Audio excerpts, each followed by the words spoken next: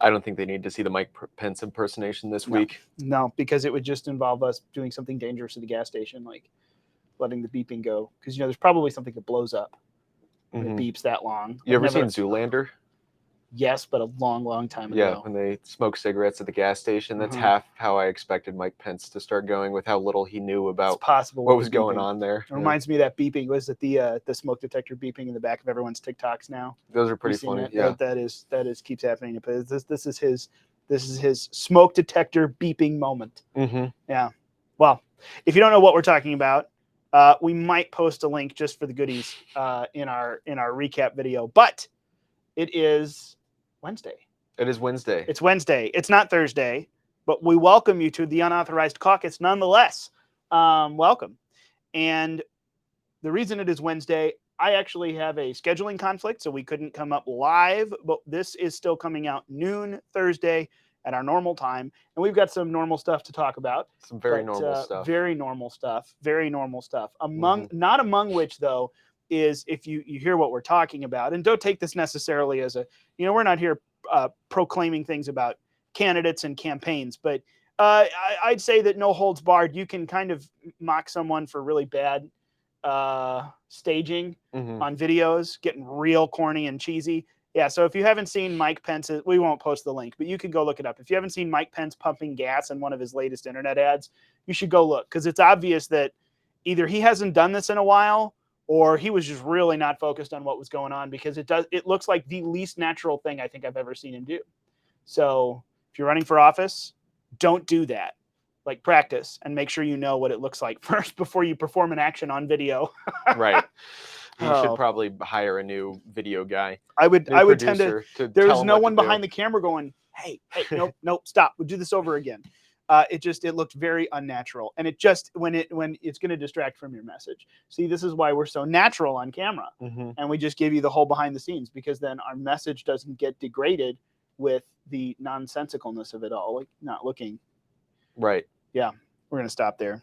So, well, Caucus Day, we had a few things to talk about. There were several different subjects. I know we just kind of dipped our toe in the water last week. We want to talk about the family upcoming. We hit on manhood. We may circle back around to that. We're going to find some guests here this coming the end of the summer and into fall.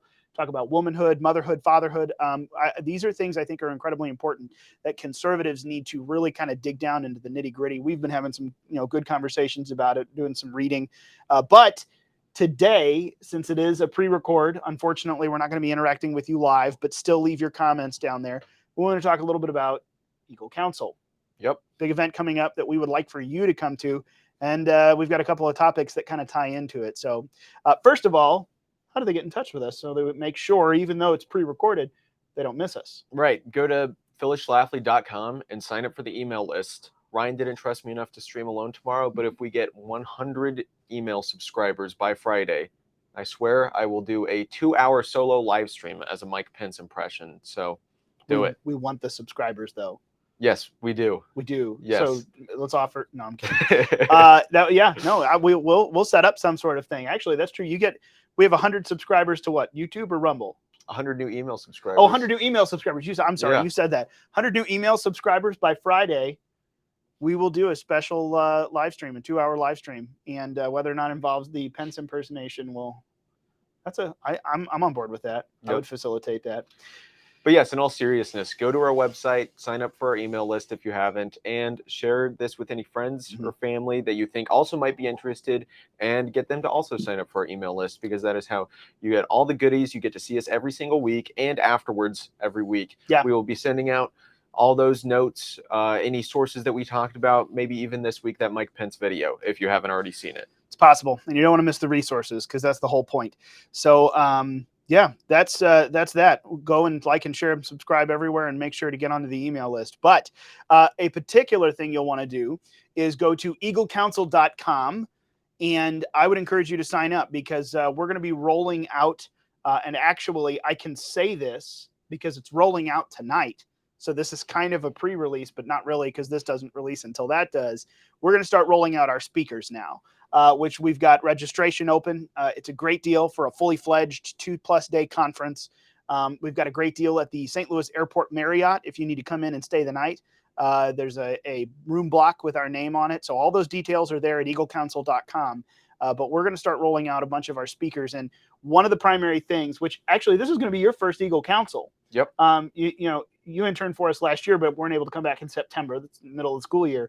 But for those of you who've joined with us before, Eagle Council always has lots of sessions and speakers, panels, some workshops, really good things. Sometimes it's big, broad subjects, good sweeping speakers who give wonderful oratory. Other times it's down into the weeds in a workshop or in a panel, and there's just good information either way. But we usually strike out and have 2 or 3 big meal events that just kind of hone in on a topic. So we can go ahead and say this year that we're going to have our RNC for Life luncheon, talk about Phyllis's pro-life work and what's coming up, particularly as it relates with state initiatives and with the upcoming GOP convention, which was near and dear to Phyllis's heart. But then also we're going to have a big dinner centering around citizenship and the Constitution. This is September 15 through 17, Constitution Day weekend. And then, of course, we're going to have a big dinner celebrating the American family. We've got a lot of details still coming out about that. But one of our guests that we're going to have coming in to speak on the family and center us, ground us on that issue is Mrs. Tiffany. Wait, is it Mrs. or Miss? I don't know. I actually don't know. I would assume Mrs. We've been looking at her bio, and I didn't look up the family part.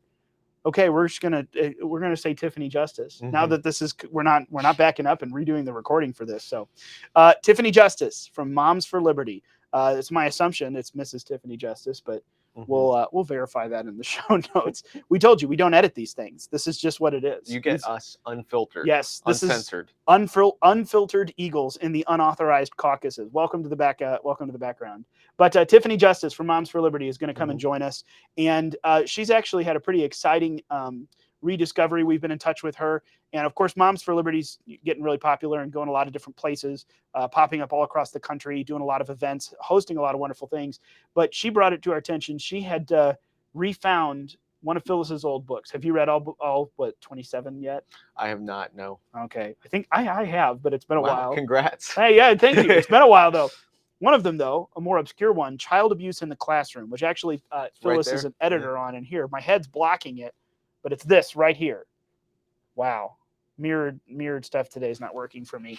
But Child Abuse in the Classroom is one of the lesser known books. It's something Phyllis edited, but it really dives into the grisly side of what's happening in American classrooms, what's happening at the public educational institutions, which aren't so educational. But that's kind of the topic that we wanted to go in and riff on today. But I want to make sure that you know, and I'm going to shut up here and we're going to get into the topic and go back and forth. Come to Eagle Council. Go to eaglecouncil.com. Sign up now. You get to come and see Tiffany Justice. I'm sure she's going to bring a host of people with her. If you're a Moms for Liberty person who is hearing this for the first time and don't know who we are, come on, because there are going to be a host of great speakers, panels, experts, and grassroots folks who are coming to St. Louis September 15 through 17 for this event. Go register now and get on the email list because we're going to start rolling out these speakers, and it's about to get really exciting. I know a lot of who's about to come or is coming, but we haven't announced, and it's looking really, really neat. So I'm excited about it this year. Even if you don't come, I am. Go to eaglecouncil.com. But school and the family. We started last week with manhood, but man, school in America is a huge topic when it comes to kids and the family. And it spiderwebs off in all the different issues, but we've talked about this before. You have pretty strong feelings about public institutions of schooling in America, as do I. We had a conversation last year. What did we primarily cover? Last year we primarily talked about classical education. Okay. Yeah. Which, your wife is in classical education, right, as a teacher, so you guys have some firsthand experience there. But this is I think this is something that is really hitting people's radar in a new way, particularly since COVID, when the classroom came home and everyone saw what was going on, not just the influences, the bad things that they didn't like that were being taught, but the ridiculous way in which things are being taught, how schooling works. I mean, you go back to Common Core and all the ridiculous new math and all this stuff. It's all connected, and it's not educating our children. It's actually putting them in a box and limiting them. So do you think this is a trend that's really spinning up and we're still going to see more of the mass exodus from public schools coming? Yeah, well, hopefully we see more of a mass exodus, because the trend of the schools turning progressive and left-leaning has only been getting worse. I mean, I can't imagine the ways it is today. Even when I was in high school, public school, which was half a decade ago, it was pretty crazy then. But hearing about younger siblings and people I know that have been in high school recently, it's only been getting worse. I remember my little brother, he recently graduated high school, and he sent me a list of essay topics his teacher could give him, and or his teacher gave him that he could do. Mhm. And I think there were 10, maybe 20 of them. All of them had something to do with LGBTQ, this or that, Mhm. gender affirming, and he has to write an essay on one of these things. And I imagine you can't really write a anti-LGBT essay if the Yeah. teacher is limiting your parameters to writing about LGBTQIWASD stuff. Um, it's ridiculous. And even when Mhm. I was in high school, I think this has probably been a trend for a while, but um, American history, I mean, slavery is very important, but you spend most of your time on slavery when there are so many other aspects of American Mhm. history that are important.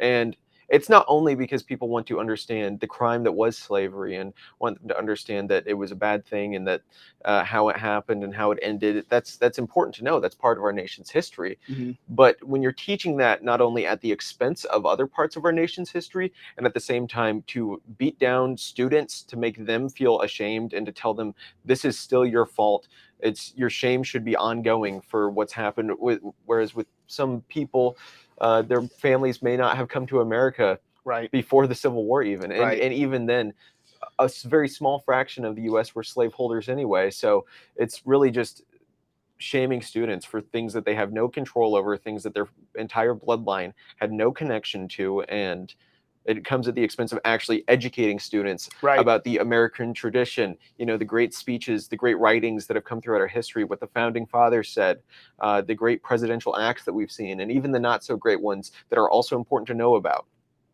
Yeah. And I'm well, man, I've got a lot of thoughts flowing through my head, and I'm trying to order them.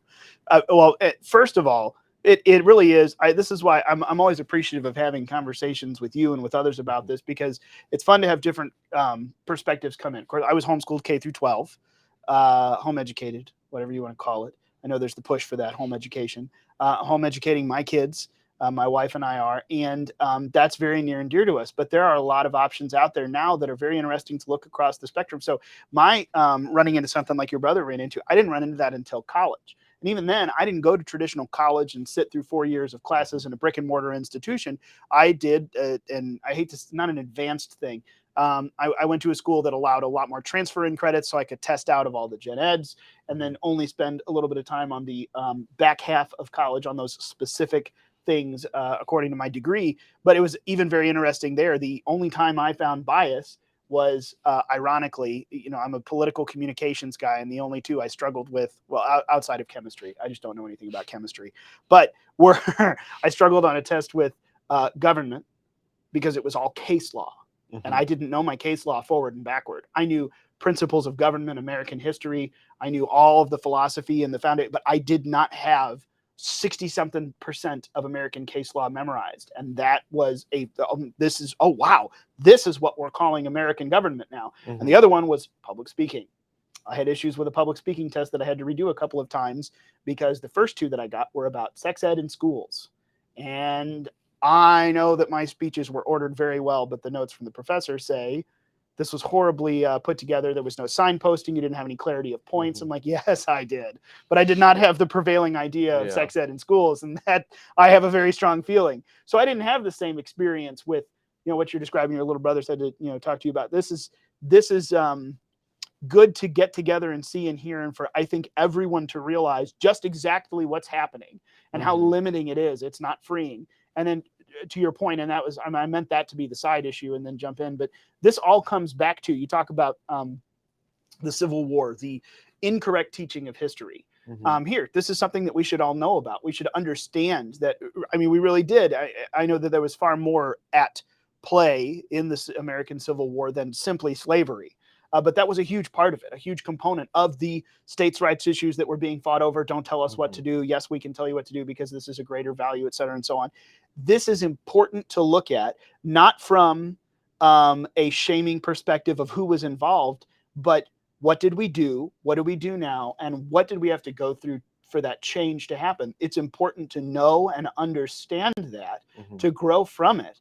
And yet critical theory, which this is what we dove into last week, this neo-Marxist nonsense where we have to Mm-hmm. tear down the institutions. Critical theory demands that as we march through educational content, it all gets stripped out to not actually teach the greater lessons of what we've done and how to do it again, how to overcome, but it teaches division, shaming, victimhood. We have to strip out all of the good that was done by the bad, because those were the people who started this, and everything is broken and systematically rotted to the core, et cetera, and so on. And it gets down to the point where the only thing that is systematically rotten to the core is our public education in America, because this is the prevailing system that they've foisted into everything. And again, we're back, just like we were talking about family at home and manhood and masculinity. We're back to neo-Marxists with this critical theory. And I think this is something that, for those of us coming out of the homeschool world, it's really good to hear from those who have experienced this, from those coming out of that world, out of the public school world. It's good to see all the other options, because there's a huge movement needed. And I agree. I tend to think we've got another huge exodus coming, not just from the COVID stuff. There was a big one from that, I say COVID stuff, from 2020, that year. I think there's more coming, because it's just continuing to spiral out of control downhill as kids aren't getting smarter. They're not learning more. And to your point, they're not learning any of the things that we used to learn. It's starting to affect us greatly, because the ignorance is, the ignorance is front and center as they're now coming into the public debate about things. And even my generation and up is going, what are you talking about? You don't even understand the slightest thing about the fight over slavery. Like, this is ridiculous. Right. Well, you look at like a man on the street type dialogues, and the majority of Americans are educated in public schools, but these people can't tell you the slightest bit of information about American civics and American history, and it's basic geography. Yeah, it's crazy. And I'm not going to pretend that I have the location of all 50 states memorized, but I probably have more than half of them, which is probably a lot more than half Americans do. And on top of that, like I don't have all the presidents memorized, but probably over half of them, and that's a heck of a lot more than most Americans do. It's truly remarkable, the amount of ignorance that's coming out. And it's interesting because there's, I think it was Vivek Ramaswamy who said we should have civics tests for voting, and the way that so few Americans would be voting at that point because of the absolute failure of the public education system, because it's not meant to teach us anything about history, about the way our country works. Some schools can teach math and science still, because that's less politicized, but even that's being harmed, because there's that whole math is racist debacle a few years ago, which I don't even know what that means. It's numbers. But regardless, it's because everything has to fit into this leftist dogma that they're trying to indoctrinate students and force them to learn these things that. Something that sticks out to me is how there's kind of been a hotbed of critical theory and neo-Marxism existing within public schools and within the public school sphere in the form of high-level debate. At least from my experience in high school, I don't know what it's like in other states, but at least back in Texas, and this was a statewide thing. Most schools had debate classes and debate teams, and on those debate teams, you were deeply enmeshed in leftist critical theory and understanding it. And I would go to these debate camps, and there would be kids from other public schools from other states there too, and they would teach us about there's the whole thing about critical race theory in the last couple of years, but 7 years ago I was learning about that, and people were explaining it to me, and I was seeing people argue about it, and usually argue in favor of it, and anybody arguing against it was just doing it from a separate leftist perspective to win points. So there's already these nodes in a lot of public schools funded by taxpayer dollars, in which students from the ages of 15 to 18 are spending hours a day, hours a week, learning and developing critical theory and ingraining it into their brains.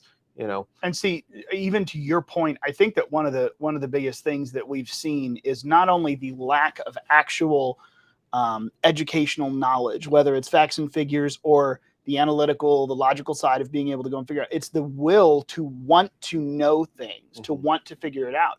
Because to your point, like, I mean, I'm pretty, well, not going to mock you because I'm fairly sure I could pick correctly all 50 states, and I think I have all 50 capitals, but I can't name every single president in order. I got most of them, but I'm going to mess up a few. But you know what?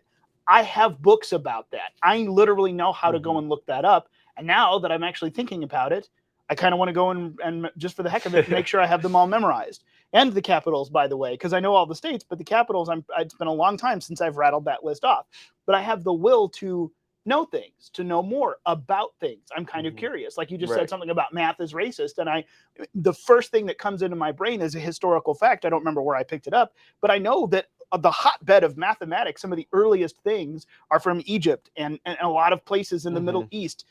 Our math came from the Middle East, a lot of it, like these advanced mathematics. We use Arabic numerals. Like I understand as an individual the history of just a few things here and there. I know stuff. And I'm not trying to say that pridefully, like I just know things and I like to go and learn more things.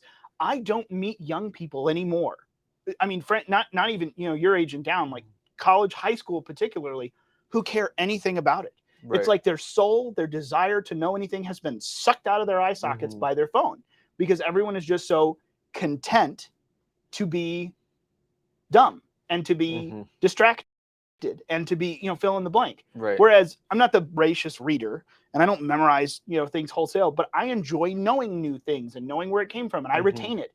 I see none of that anymore. So it's not even just that they've dumbed down the kids, through the schooling process and public schools in America because of what they do and don't learn or how they learn about things. It's like they've literally made sure to destroy any kind of motivation to be intelligent and applied and plugged in and knowledgeable. Right. That desire is just gone. Right.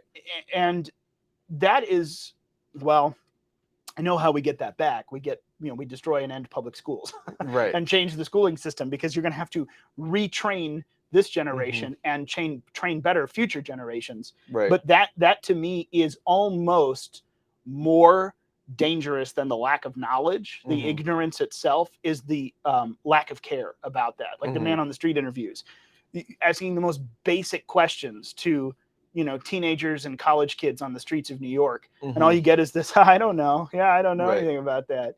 But you don't feel bad that you don't know something that seems so basic. You don't want to know. Like you don't even care. You're just about to go on with your life and do whatever. Your life is nothing. Like there's no meaning if you're not, where did we come from? I know a little bit about this. I'm doing, there's no purpose. Like we're just purposeless, floating through this distracted culture of entertainment.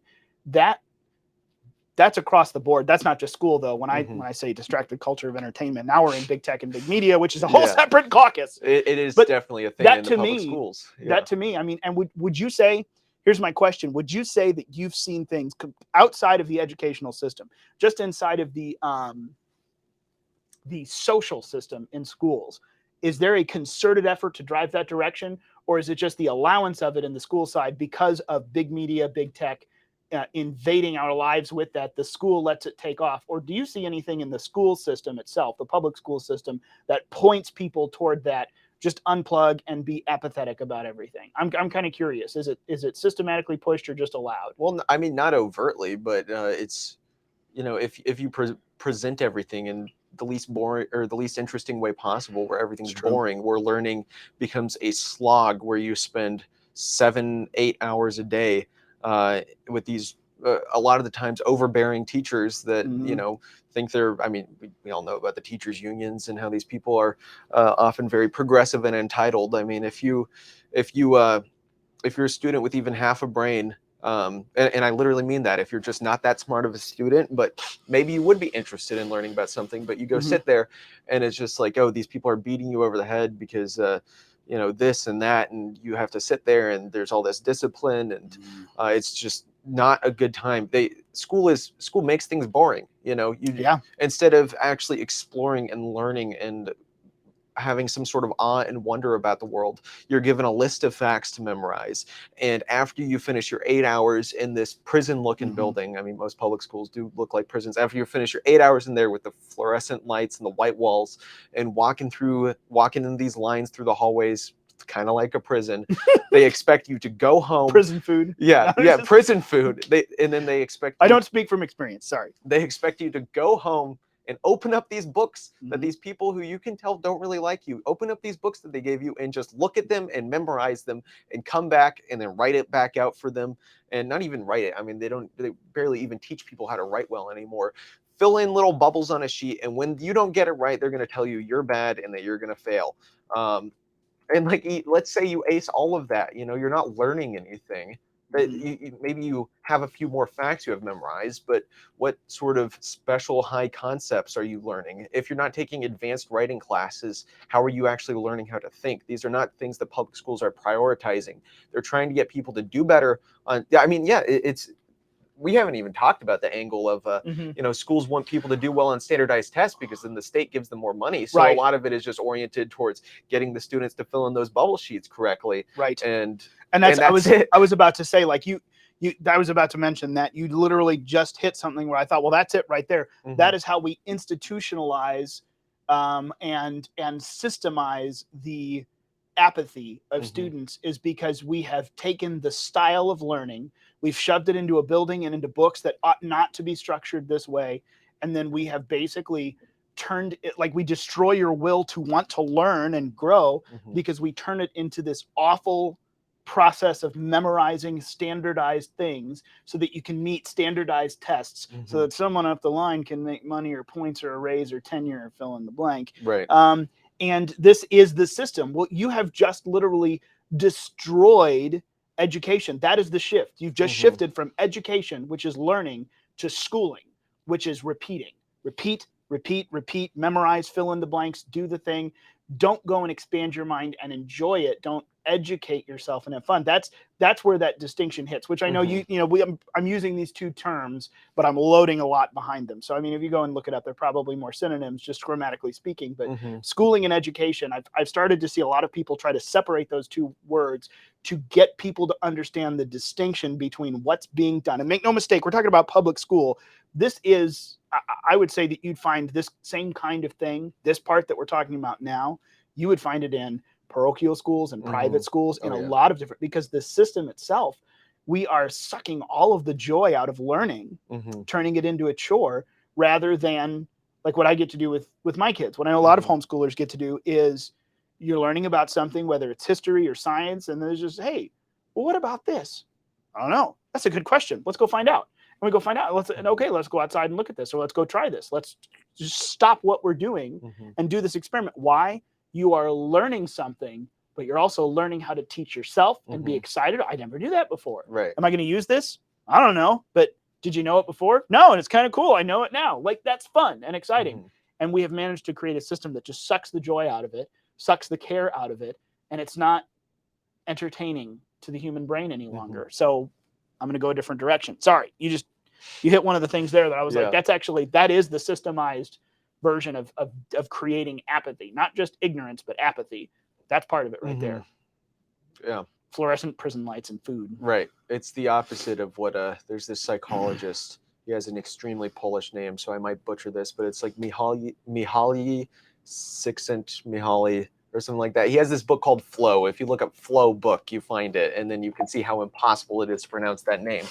But it's about the psychology of optimal experience, which means which you get through this continuous challenging just over your comfort level, and as you do that over and over again, and that's how you have enjoyment and growth at the same time. And that's something that a mom who knows her students very well, or a homeschool co-op Mm-hmm. who that's pretty small and everybody knows each other, can hit really well, because you can work together and continuously challenge yourself.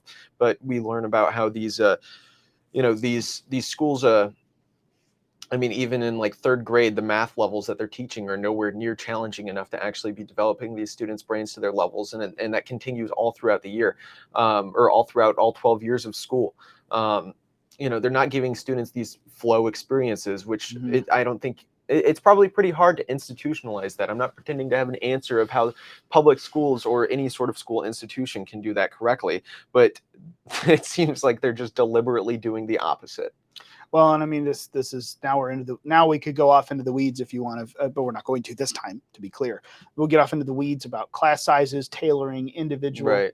customized education, which again, you can get in smaller classrooms, I would almost say inarguably, but arguably, you can get the best with homeschooling because Mhm. you can pick your curriculum. There's Right. the most individualized attention that you could get, inarguably, from the person who knows you and cares about you Mhm. the most, your parents, your family. I mean, that's, that kind of customization, the more you take away, to your point here, and to the point of this author, whose name, now that I'm looking at it, I'm not going to try either, because I'm not going to do very well. I'm the brave one. And I'm even looking at it, but it's not this. I understand this is not phonetics by my English language, so we're just not going to we're not going to give it a shot. But you really do manage to kill every little bit of optimized anything when you just uniformly shove everyone into the one size fits all. This is how we do it. And again, now not only are you building ignorance, but you're building apathy. I don't care. They're not listening to me, and this doesn't work for me. This Right. is, this is why we have a generation of, well, never mind. I'm going to stop because there's rabbit trails everywhere. But this is, yeah. We could spend 2 hours on We this. could, and I mean this is, and we'll wrap it up here because we've gone on a long time, and I'm really curious. I want to hear your thoughts. Sound off. Even though we're not live, we will be sitting and watching when this goes up, and we will be responding. Shoot me an email. Shoot us an email, info@phyllisschlafly.com, or throw a comment down there. Put yourself into the chat. Let us know what you think. Ask questions. Is there something else we should talk about? Because this is one of the biggest facets of the family in America. I mean, who do we essentially, and I say we as a culture in general, a majority of the culture, who are we turning our kids over to for the vast majority of the day, most days of the year, for the first 12 years of their life almost? Well, not 12 years of their life. For, 18. 18. I was about to say, you throw in pre-K and kindergarten and daycare and all the other ridiculous things that Phyllis Schlafly wrote a lot about. Go to phyllisschlafly.com, look that up. I mean, think about it. It's not just what influences are we putting them under, but what kind of system are we shoving them into? And when you stop and think about it, it's like, well, that doesn't really make sense for this one kid. Maybe this of my kids would work well with it, but this one wouldn't. Why am I putting everyone? Why are we all putting everyone through this? This doesn't even make sense if you think about it from an individualized level. And yet this is what we do. That's a bad reason to do things. Right. This is what we do. That's a bad reason to do things. Find out the real reason why. What should we do? Let's do that thing. Find the value behind it. I agree. That's what we're going to do at Eagle Council. Amen. We're going to talk at Eagle Council about this. Oh man, there's going to be a lot about education and a lot of other things. This actually reminds me, go to not only phyllisschlafly.com, sign up for the email list, sign up for Eagle Council, go to eaglecouncil.com for that one. But go to Ed Reporter Online, edreporteronline.com, org, and you will find the continuing publication of Phyllis Schlafly Eagles, the Education Reporter, which has been in print since 1986, I believe. And all the archives are at phyllisschlafly.com, but it moved from print to digital a couple of years ago, and it's all housed there. And sure enough, I go there. Sue Kunstman, our fearless editor of the Education Reporter, who is deep into the weeds on all things education. Fearless, Moms for Liberty hold their annual summit. Ohio, the costly failure of public schools, the National Education Association Convention of 2023, guest articles, little briefs, book reviews. Go there. If this is a very interesting topic to you, I'm going to post a link because you should, and then all of the archives will be there as well. And Sue will be at Eagle Council. The education, the topic will be at Eagle Council. This is going to be something we get into the weeds, and it's going to be something we have some high-level talks about in conversations. So, bottom line, neo-Marxists are lawful people, and they control public institutionalized education in America. And this is a huge component of saving the American family that needs to be addressed and changed radically. Yes. From the well, I say from the ground up, but from the top down, it should be torn down. Right. Goodbye, federal department, and let's move on to the states and figure out what we do from there. So there you go. We'll put a button on that one for the caucus this week. We got to save our kids, and we got to stop institutionalized education in America.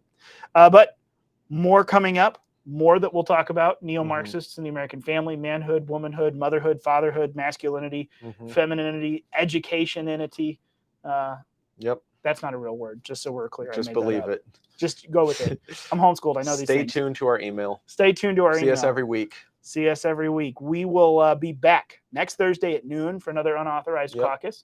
And as we're rolling toward Eagle Council, we'll keep letting you know here who's coming. but go sign up now so you make sure and get your seat, because those seats will run out at a certain point.